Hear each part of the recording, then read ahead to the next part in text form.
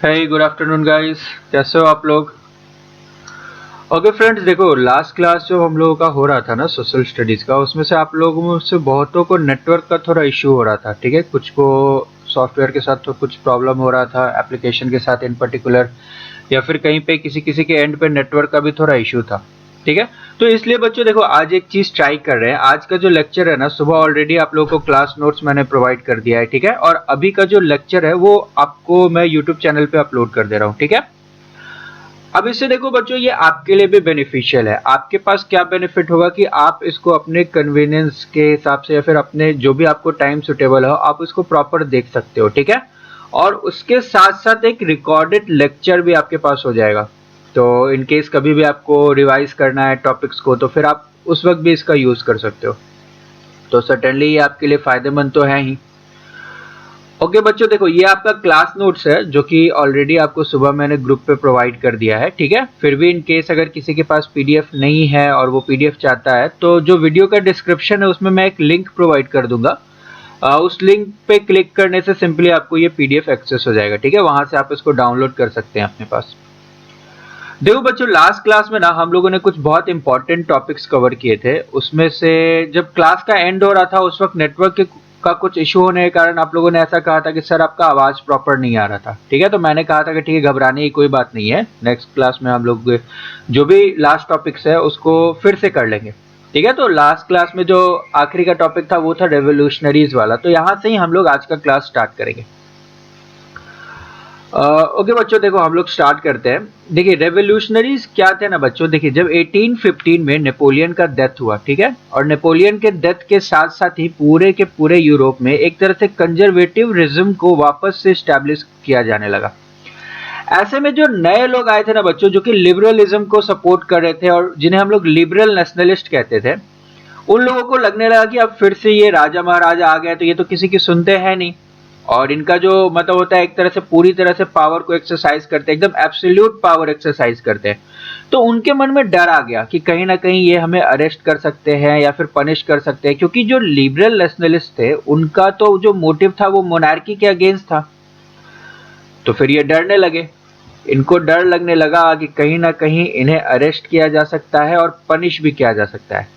तो ऐसे में इन्होंने एक रास्ता निकाला बच्चों। ये लोग क्या करते थे ना, सबसे पहले तो ये लोग अंडरग्राउंड हो गए यानी कि छुप गए। उसके बाद जो भी इनकी एक्टिविटीज थी ना उसको एकदम सीक्रेटली आगे बढ़ाने लगे, मतलब छुप छुप के सारे काम करते थे, लोगों में नेशनलिस्ट सेंटिमेंट्स डेवलप करते थे, लोगों के अंदर देशभक्ति की भावना डेवलप करना, एक ग्रुप का सेंस डेवलप करना कि नहीं हम लोग एक पर्टिकुलर ग्रुप से बिलोंग करते हैं और ये किंगडम वगैरह जो है वो हमारे लिए सही नहीं है, हमें नेशन की जरूरत है। ठीक है, फिर धीरे धीरे क्या होने लगा ना बच्चों कि इनके क्लब्स बनने लगे जिसे हम लोग सीक्रेट सोसाइटीज कहते हैं। ठीक है, तो secret societies were set up in many European states to train revolutionaries and spread their ideas. ठीक है, इन सीक्रेट सोसाइटी में बच्चों जो ऑलरेडी रेवोल्यूशनरीज है वो तो इसके मेंबर्स होते ही थे, वो जो नए नए अपकमिंग रेवोल्यूशनरीज हैं उनको भी इसका मेंबर बनाते थे और उनको प्रॉपर ट्रेनिंग देते थे, और जो भी नेशनलिस्ट लोगों का सोच था ना उस सोच को फैलाने की कोशिश करते थे थ्रू दीज सीक्रेट सोसाइटीज। अब देखो बच्चों एक और बात है, अब ये जो रेवोल्यूशनरीज थे ना इनका सोच क्या था, आखिर ये चाहते क्या थे।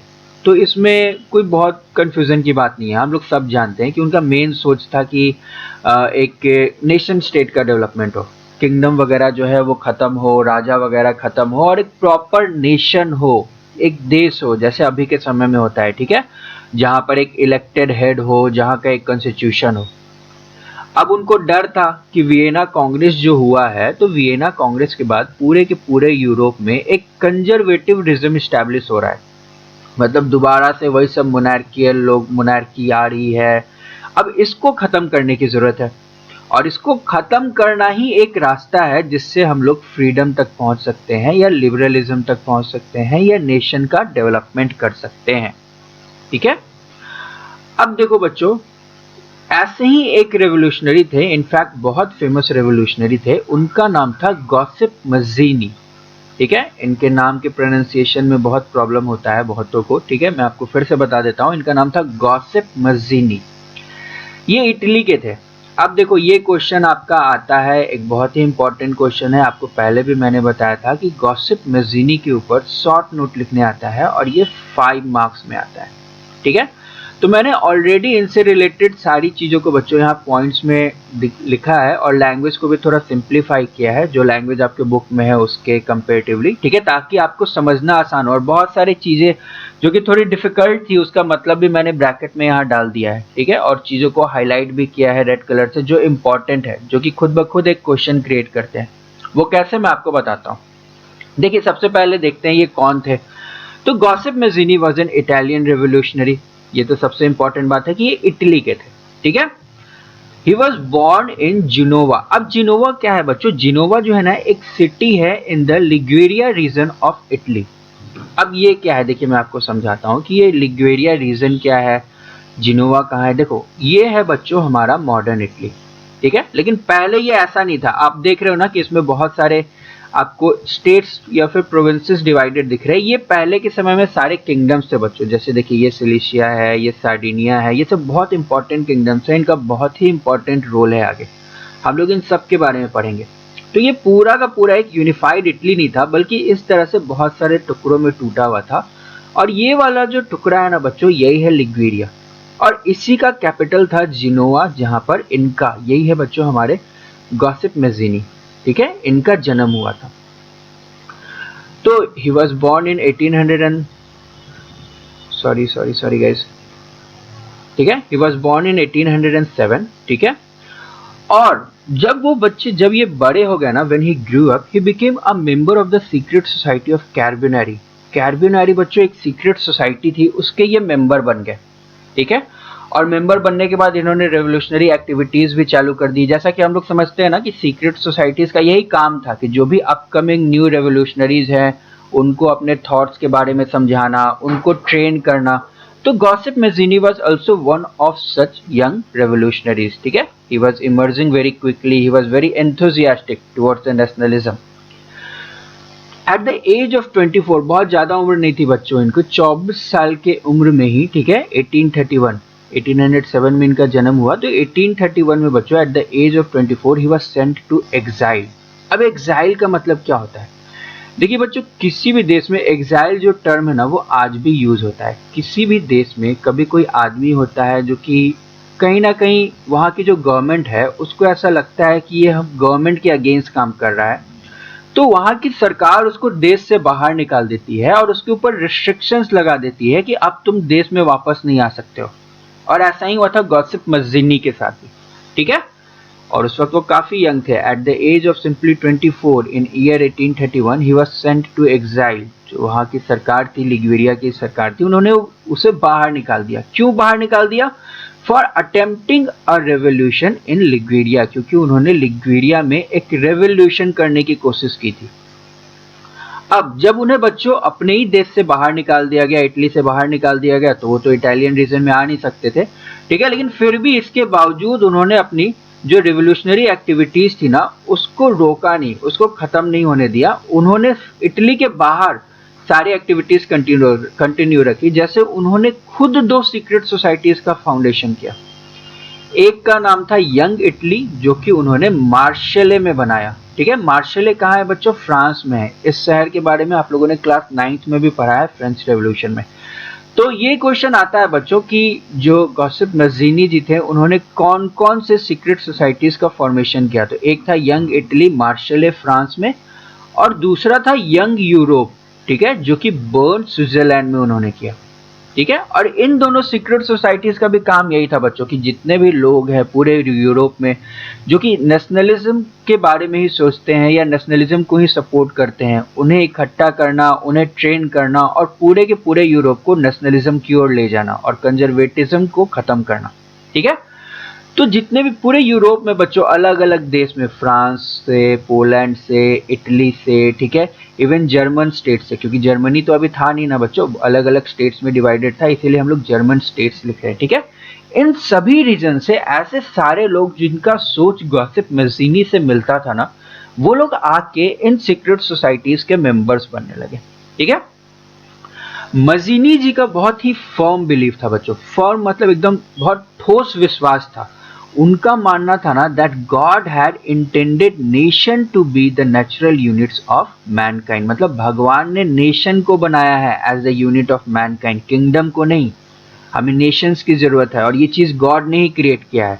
सो Italy could not continue to be a patchwork of small states and kingdom. बच्चों देखो पैचवर्क का मतलब क्या होता है ना, जैसे मान लीजिए कोई पुराना कपड़ा है, ठीक है, कभी कभी क्या होता है वो कपड़ा फट जाता है तो हम लोग उस पे कोई दूसरा कपड़ा सिल के उसको कवर अप कर देते हैं, ठीक है, तो उस वो जो दूसरा छोटा सा कपड़ा का टुकड़ा है जिसको यूज किया गया है कवर अप करने के लिए, उसे ही हम लोग पैच कहते हैं, ठीक है। अब अगर आप देखो इस वक्त देखो बच्चों, ये जो इटली है ये ऐसा देखने से लग रहा है ना कि ये बहुत सारे पैचेस से मिलके बना है, ठीक है। इसीलिए मजीनी जी का मानना था ना कि नहीं, ये जो इटली है ना ऐसे बहुत सारे छोटे छोटे किंगडम्स का पैचवर्क नहीं रह सकता, इन सब को यूनाइट करके एक यूनिफाइड नेशन इटली बनाने की बहुत ज्यादा जरूरत है, ठीक है। अब ऐसे में बच्चों देखो इन्होंने ये भी कहा,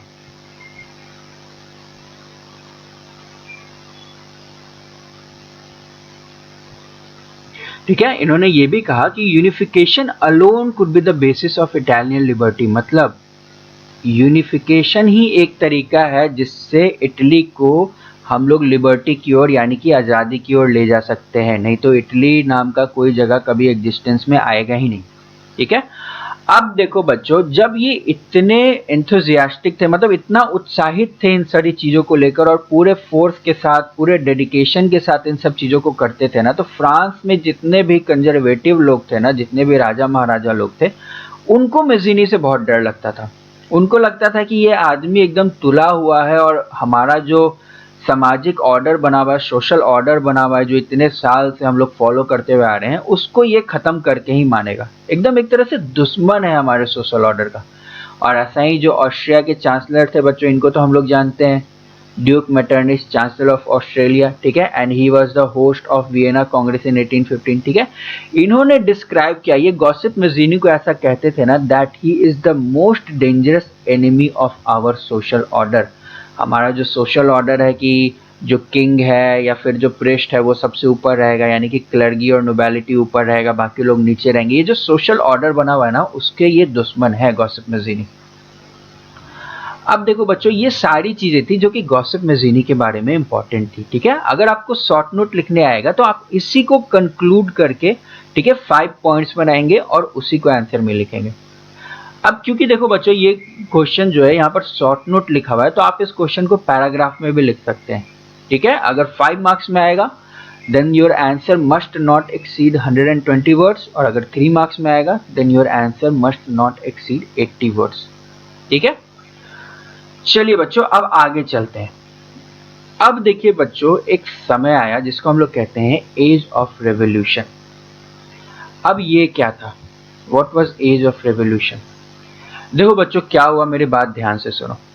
1815 के बाद जब ये रेवोल्यूशनरीज धीरे धीरे इमर्ज कर रहे थे तो जो कंजर्वेटिव्स थे ना वो भी अपने तरफ से पूरा पावर लगा रहे थे। जैसे आपने देखा है कि गॉसिप मेज़ीनी जी को निकाल दिया गया था बाहर इटली से, वो लोग भी अपने तरफ से पूरा कोशिश कर रहे थे कि कैसे ये सब चीज़ों को रोका जा सके। ये जो लिबरलिज्म और नेशनलिज्म का नया नया कंसेप्ट आ रहा है इसको कैसे हम लोग खत्म करें। तो ऐसे में जो रेवोल्यूशनरीज थे ना बच्चों, वो लोग भी थोड़ा मतलब ज्यादा रेवोल्यूशन की ओर अलाइन हो गए। मतलब पहले वो लोग सिंपल स्टेप्स लेते थे, लिबरलिज्म की ओर काम करते थे कि नहीं हमारा जो टेरिफ बैरियर्स है वो सब खत्म कर दो, सेम करेंसी ला दो, सेम मेजरमेंट सिस्टम ला दो, ये सब छोटी छोटी चीजों पे काम करते थे।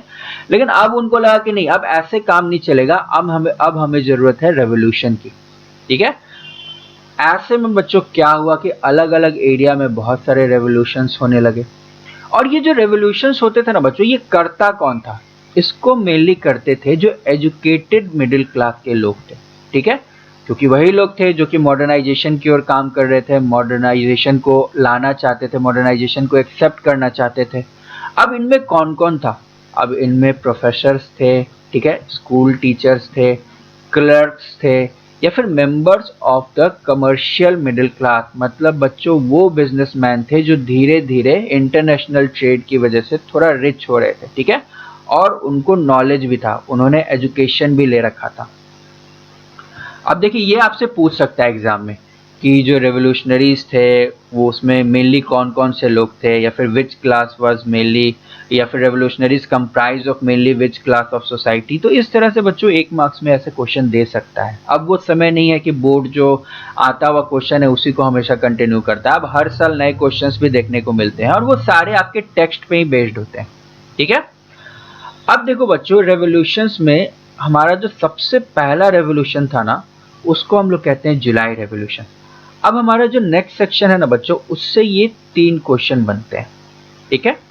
तो ये 3 क्वेश्चन क्या क्या है? व्हाट वाज जुलाई रेवोल्यूशन, सबसे पहले तो यही क्वेश्चन है। उसके बाद है what led to Belgium breaking away from the United Kingdoms of Netherlands. ये दोनों में से कोई भी एक क्वेश्चन दे सकता है बच्चों, ठीक है। दोनों का आंसर एकदम सेम ही होगा, क्योंकि जुलाई रेवोल्यूशन की वजह से ही बेल्जियम अलग हो गया था नीदरलैंड से। या फिर अगर आपको जुलाई रेवोल्यूशन के बारे में लिखने को बोलता है तो उसमें आप ये पॉइंट भी इंक्लूड करेंगे ही लास्ट में, कि बेल्जियम की जुलाई रेवोल्यूशन की ही वजह से बेल्जियम जो है वो नीदरलैंड से अलग हो गया, ठीक है। अब ये क्वेश्चन 1 मार्क में भी आ सकता है, 3 मार्क में भी आ सकता है। जितना भी मार्क में आएगा उसके अकॉर्डिंग ही हम लोग आंसर करेंगे। 3 मार्क में आएगा तो अप टू 80 वर्ड्स, अगर 1 मार्क में आएगा तो हम लोग 1 स्टेटमेंट में इसको आंसर करेंगे, ठीक है।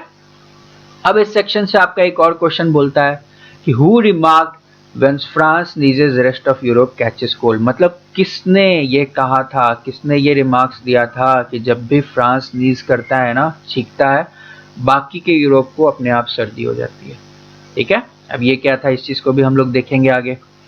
उसके बाद एक थर्ड क्वेश्चन बनता है बच्चों, who became the constitutional monarch of France after July revolution. आप लोगों ने लास्ट ईयर भी पढ़ा है बच्चों, जब लुई 16 जी जो मोनार्क थे, उनके रहते हुए एक कॉन्स्टिट्यूशन लाया गया था फ्रांस में as a result of the French revolution, और उनको मोनार्क बनाया गया था। फिर धीरे धीरे पूरा मोनार्कियल सिस्टम ही फ्रांस से खत्म हो गया था, लेकिन आफ्टर 1815 फिर से मोनार्की ला दी गई थी। तो उसके बाद बच्चों फिर से एक बार कॉन्स्टिट्यूशन आया और एक कॉन्स्टिट्यूशनल मोनार्क बना, तो वो कौन था? चलिए अब इन चीजों को हम लोग समझते हैं, देखते हैं क्या होगा इसका आंसर। देखो बच्चों, सबसे पहले तो 1815 के बाद ना ये सारी जो एक्टिविटीज हो रही थी ना, ये सब अचानक से नहीं चेंज हुई। जैसे रेवोल्यूशनरीज का कम अप होना, फिर धीरे धीरे मतलब सिचुएशन का चेंज होना, फिर उनका रेवोल्यूशन के टुवर्ड्स ज़्यादा अलाइंग होना। ऐसे में 1815 के बाद जो सबसे पहला फुल फ्लेज्ड रेवोल्यूशन हुआ वो था जुलाई 1830 में, ठीक है। कहाँ पर हुआ था? फ्रांस में, और इसी को बच्चों हम लोग जुलाई रेवोल्यूशन भी कहते हैं। अब इसमें क्या हुआ? The bourbon dynasty which was restored to power after 1815 was now overthrown by liberal revolutionaries, ठीक है। 1815 के बाद जो बर्बन डायनेस्टी को वापस से फ्रांस में लाकर राजा बना दिया गया था, उसको फिर से हटा दिया गया। किसके द्वारा? लिबरल रेवोल्यूशनरीज के द्वारा।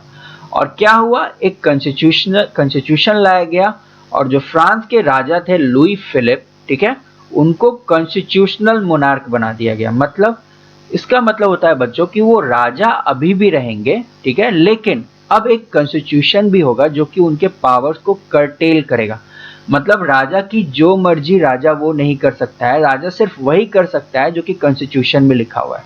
जैसे हमारे देश में बच्चों, कि हमारे देश में भी प्रेसिडेंट या प्राइम मिनिस्टर होते हैं जो कि हमारे head of the nation and head of the government है रिस्पेक्टिवली, लेकिन वो अपने मर्जी से कुछ नहीं कर सकते। वो वही चीज करते हैं या फिर उन्हीं पावर्स को एक्सरसाइज करते हैं जो हमारी कॉन्स्टिट्यूशन में लिखा होता है। यही चीज वहां राजा भी करेगा। बस फर्क यही है कि हमारे जो लीडर्स होते हैं हम लोग उनको इलेक्ट करते हैं, और यहाँ जो लीडर है वो फैमिली से बिलोंग करेगा। अब ये चीज हो गया। देखो हम यहाँ अपना आंसर मिल गया ना कि फ्रांस का फर्स्ट कॉन्स्टिट्यूशनल मोनार्क कौन बना था after July revolution, then he was Louis Philippe, ठीक है। अब देखो बच्चों क्या हुआ, यहां पर ही ऐसा कहा, when France sneezes Metternich once remark. Now who was Metternich? Duke Metternich, जानते हैं ना हम लोग इन्हें, ठीक है।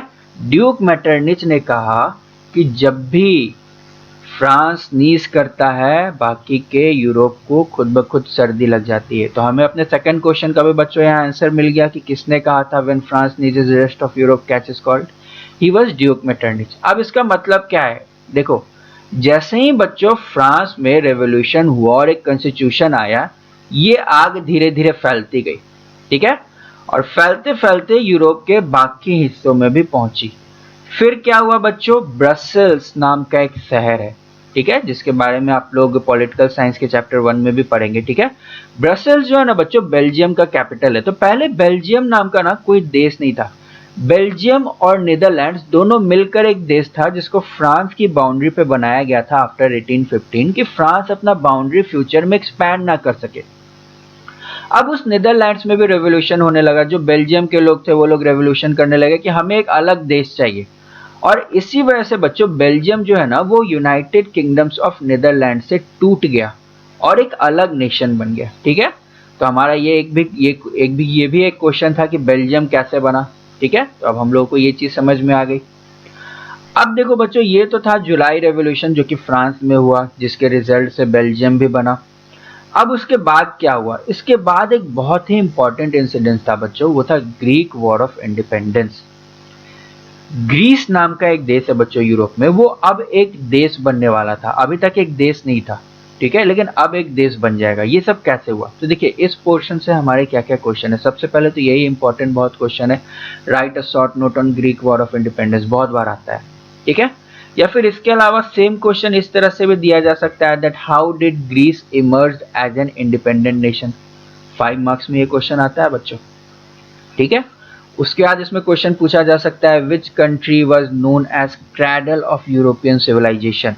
यूरोपियन सिविलाइजेशन का क्रैडल यानी कि पालना, क्रैडल का मतलब होता है बच्चों पालना, जो छोटे बच्चे होते हैं ना जो झूला झूलते हैं, पालना में सोते हैं, ठीक है।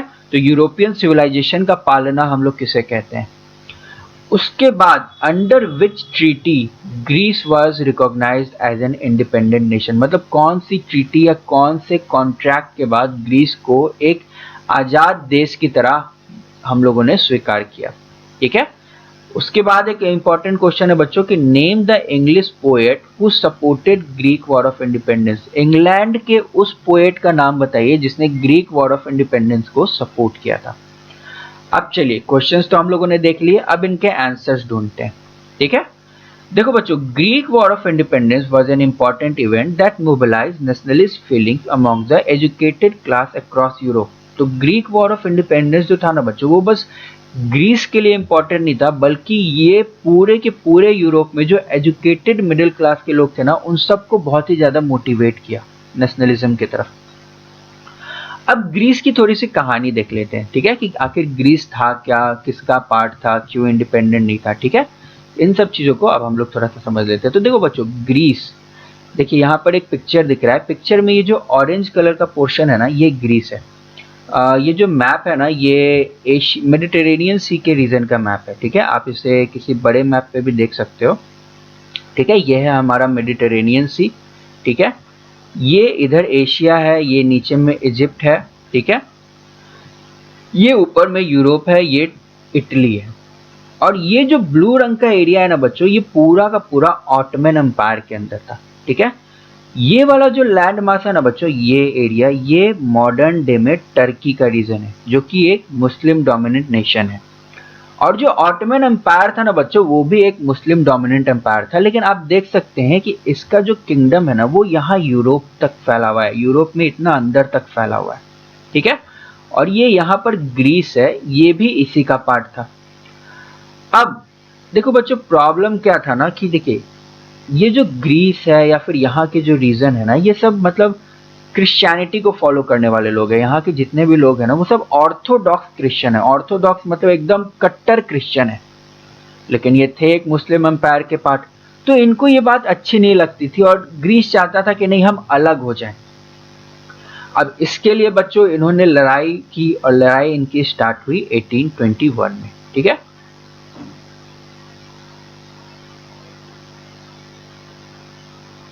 देखिए, the growth of revolutionary nationalism in Europe sparked off a struggle for independence among the Greek, which began in 1821. Greece was a part of Ottoman Empire since the 15th century, ठीक है। तो बहुत पहले से ही 15th century से ही Greece जो है ना, वो ऑटोमन एम्पायर का ही एक पार्ट था। और अब जैसे ही पूरे यूरोप में बच्चों रेवोल्यूशनरी एक्टिविटीज बढ़ी, तो ये चीज ग्रीस तक भी पहुंची और ग्रीस में भी ये बात उठने लगी कि नहीं, हमें भी इंडिपेंडेंस चाहिए। और ये सब कुछ स्टार्ट हुआ 1821 में, ठीक है। Nationalist in Greek got support from other Greeks living in exile. मतलब ग्रीक के जो खुद के रेवोल्यूशनरीज थे ना बच्चों, जिन्हें देश से निकाल दिया गया था, वो लोग अब इस चीज को तो सपोर्ट करेंगे ही। जब उन्हें पता चलेगा कि अच्छा देश में एक रेवोल्यूशनरी वॉर स्टार्ट हुआ है, तो स्वाभाविक सी बात है कि उनका इस चीज को सपोर्ट मिलना ही है, और उन्होंने इस वॉर को सपोर्ट करना स्टार्ट कर दिया। और सिर्फ वो ग्रीक्स ही नहीं बच्चों जो कि एग्जाइल में रह रहे थे, इसके साथ साथ पूरे यूरोप के लोग, जिनका ऐसा मानना था कि ग्रीक का जो कल्चर है वो बहुत पुराना है और ये क्रिश्चियन कल्चर है, यहाँ पर एक मुस्लिम डोमिनेंट एम्पायर जो है इस कल्चर को खराब कर रहा है। तो बाकी के वेस्टर्न यूरोप के भी जो लोग थे ना, जो कि फ्रांस, इंग्लैंड या जर्मन स्टेट्स या इटालियन स्टेट्स में रहते थे, वो लोग भी इसको सपोर्ट करने लगे। ठीक है, जो पूरे यूरोप में पोएट्स थे या आर्टिस्ट थे ना बच्चों, they lauded Greece as the cradle of European civilization. तो हमारा क्वेश्चन था ना कि क्रैडल ऑफ यूरोपियन सिविलाइजेशन किसे कहते हैं, तो ग्रीस को ही कहा जाता है बच्चों क्रैडल ऑफ यूरोपियन सिविलाइजेशन। मतलब ऐसा माना जाता है कि पूरे यूरोप का जो सिविलाइजेशन है ना, उसकी शुरुआत ग्रीस से ही हुई है। और ये बात सच भी है बच्चों। यहाँ पर एंशियंट रोमन एम्पायर था, यहाँ से ग्रीक से ही स्टार्ट हुआ था, जो कि एक समय में ऑलमोस्ट पूरे ईस्टर्न एंड सेंट्रल यूरोप पे रूल किया, और वहीं से ये सब कुछ स्टार्ट हुआ था। इवन क्रिश्चियनिटी का भी स्टार्ट वहीं से हुआ था। तो उनको इस बात को लेकर दुख होता था कि हमारा जो बेसिस है, जहाँ हमारा ओरिजिन है, वो अब एक मुस्लिम एम्पायर के अंदर है। तो लोग इसको सपोर्ट करते थे। पोएट और आर्टिस्ट कहते थे कि नहीं, ग्रीस जो है वो एक तरह से पालना है, एक तरह से झूला है, जैसे छोटे बच्चे का झूला होता है ना, उसी तरह से पूरे के पूरे यूरोपियन सिविलाइजेशन का। लॉर्डेड का मतलब होता है बच्चों किसी चीज को फेमस करना। ठीक है, बार बार उसको मेंशन करना, मतलब बार बार वो लोग अपने आर्ट्स में या फिर अपने पोएम्स में ग्रीस को क्रैडल ऑफ यूरोपियन सिविलाइजेशन की तरह दिखाते थे, ताकि लोगों के मन में ये बात आ जाए और लोग इसको सपोर्ट करने लगे। ठीक है, and their struggle was against the Muslim empire. अब ऐसे ही में देखो बच्चों क्या हुआ कि इंग्लैंड के एक बहुत ही फेमस पोएट थे जिनका नाम था लॉर्ड बायरन। ठीक है, इन्होंने बच्चों फंड्स ऑर्गेनाइज किए, पैसे इकट्ठे किए, ताकि ये जो ग्रीक का वॉर फॉर इंडिपेंडेंस है ना, इसको सपोर्ट कर सके। वहां के रेवोल्यूशनरीज को पैसे ये प्रोवाइड करते थे। ठीक है, उन फंडिंग करते थे उनकी एक्टिविटीज को, और बाद में ये खुद भी गए वॉर में लड़ने के लिए। ठीक है, लेकिन अनफॉर्चुनेटली ईयर 1824 में फीवर की वजह से इनकी डेथ हो गई। ठीक है, तो ये भी एक क्वेश्चन था कि which English poet went to fight in the war for Greek independence, then he was Lord Byron. ठीक है, ये भी हमें आंसर मिल गया। और ये सब स्ट्रगल होने के बाद बच्चों फाइनली 1832 में एक ट्रीटी हुई, एक कॉन्ट्रैक्ट हुआ, जिसे हम लोग कहते हैं ट्रीटी ऑफ कॉन्स्टेंटिनोपल। देखो बच्चों, कॉन्स्टेंटिनोपल जो है ना, वो इस जगह पर एक शहर है। आज इस शहर का नाम है इस्तांबुल, और ये अभी भी टर्की का एक तरह से कह सकते हैं सबसे इंपॉर्टेंट सिटी है। ठीक है, कैपिटल है अंकारा, जो कि कहीं यहाँ पर है, लेकिन इस्तांबुल एक तरह से सबसे इंपॉर्टेंट सिटी है। जैसे हमारे देश में हमारा कैपिटल है ना न्यू दिल्ली, लेकिन मुंबई कहीं ना कहीं एक बहुत इंपॉर्टेंट सिटी है। ठीक है, तो इसी इस्तांबुल का बच्चों पुराना नाम था कॉन्स्टेंटिनोपल। ठीक है, और ये जो कॉन्स्टेंटिनोपल शहर है ना बच्चों, इसको लेकर बहुत लड़ाई हुई है क्रिश्चियंस और मुस्लिम्स के बीच। ठीक है, तो कॉन्स्टेंटिनोपल में ही एक ट्रीटी हुआ, एक कॉन्ट्रैक्ट हुआ 1832 में, जिसे हम लोग कहते हैं ट्रीटी ऑफ कॉन्स्टेंटिनोपल, और जिसके बाद ग्रीस को एक इंडिपेंडेंट नेशन डिक्लेयर कर दिया गया कि ग्रीस जो है वो अब एक आज़ाद देश है और वो ऑटोमन एम्पायर का पार्ट नहीं है। ठीक है, तो यहाँ बच्चों यूरोप में हम लोगों ने एक देश को बनते हुए देख लिया। हमारा जो ग्रीस है वो अब एक देश बन चुका है। ठीक है, फ्रांस में भी हम लोगों ने देखा है कि कॉन्स्टिट्यूशनल मोनार्की आ गई है। अब हम लोग बच्चों धीरे धीरे आगे जर्मनी की तरफ जाएंगे, फिर इटली की तरफ जाएंगे, फिर इंग्लैंड को देखेंगे, फिर बाल्कन रीजन को देखेंगे। बाल्कन रीजन मतलब बच्चों ये जो ब्लू वाला पोर्शन है ना, ये वाला पोर्शन जो कि ऑटोमन एम्पायर के अंदर था। ठीक है, अब ग्रीस तो अलग हो गया, लेकिन ये अभी भी ऑटोमन एम्पायर के अंदर है। तो इसमें क्या हुआ फिर उस चीज को देखेंगे। ओके, तो फ्रेंड्स आज के क्लास में इतना ही है। ठीक है, आई बिलीव कि आपको सब कुछ बहुत अच्छे से समझ में आया होगा, और इन केस अगर कोई डाउट है ना, तो प्लीज़ टेलीग्राम पे आप हमको बताइए। ठीक है, हम लोग उसको क्लियर करेंगे, और बताना प्लीज़ कमेंट करना कि ये जो ट्राई था ये आप लोगों को कैसा लगा। ये जो क्लासेज है वो इस तरह से ही कंटिन्यू करना बेटर होगा, या फिर हम लोग ऐप पे आए। ठीक है, जैसा भी आप लोग बोलिएगा हम लोग वैसा ही करेंगे। और फिर किसी को अगर PDF चाहिए तो वो डिस्क्रिप्शन से ले सकता है। ठीक है, तो thank you friends, have a nice day. अच्छे से पढ़िए, अच्छे से रहिए, और अपने हेल्थ का बहुत ध्यान रखिए, अभी वो बहुत ज़्यादा ज़रूरी है।